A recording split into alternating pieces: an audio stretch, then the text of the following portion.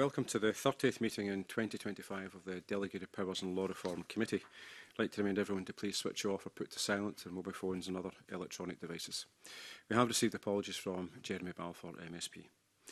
Under the first agenda item, we're considering instruments subject to the affirmative procedure. No issues have been raised on the draft Public Procurement Iraq Free Trade Agreement, Miscellaneous Amendment Scotland Regulations 2025, and the draft Energy Performance of Buildings Scotland Regulations 2025, and the draft Cross-Border Public Procurement Miscellaneous Amendment Scotland Regulations 2025. Is the committee content with these instruments? Yes. Under agenda item number 2, we're considering an instrument subject to the negative procedure. No issues have been raised on SI 2025-1101. Is the committee content with this instrument? Yep. Under agenda item number 3, we're considering instruments not subject to parliamentary procedure. No issues have been raised on SSIs 2025-287 and 289. Is the committee content with these instruments? Yep. Under agenda item number 4, we're considering a document subject to parliamentary control.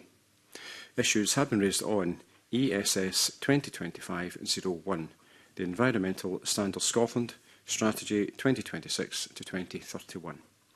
This document is a revised strategy for Environmental Standards Scotland and is subject to a bespoke procedure for parliamentary consideration under the UK withdrawal from the European Union Continuity Scotland Act 2021.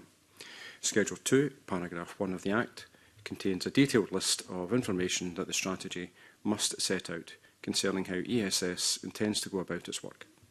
It appears to the committee that some of the required information is not included in the strategy itself.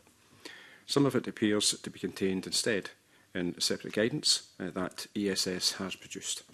The Act requires all this information to be in the strategy that is laid before the Parliament. Putting the information in a separate document published on ESS's website does not fulfil this requirement. Accordingly, does the committee wish to report the strategy on the general reporting ground, in that some of the information required by paragraph 1 of Schedule 2 does not appear to be contained in the revised strategy itself? And does the committee wish to highlight to the lead committee in its report a more minor point, that the revised strategy suggests that ESS scrutinises all organisations which perform functions of a public nature without making clear that there are exemptions to this?